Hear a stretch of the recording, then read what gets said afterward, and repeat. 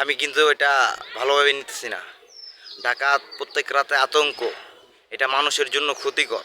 মানুষের ঘুমের সমস্যা, বহুত ধরনের সমস্যা হয়ে থাকতেছে। এখন এখন করণীয় হচ্ছে যেটা, সেটাই আসি। করণীয় হচ্ছে স্থানীয় যারা মুরব্বি আছে, যারা বয়স্ক আছে, ঠিক আছে, তাদের একত্রিত হয়ে এগুলো বিষয় নিয়ে আলোচনা করা উচিত।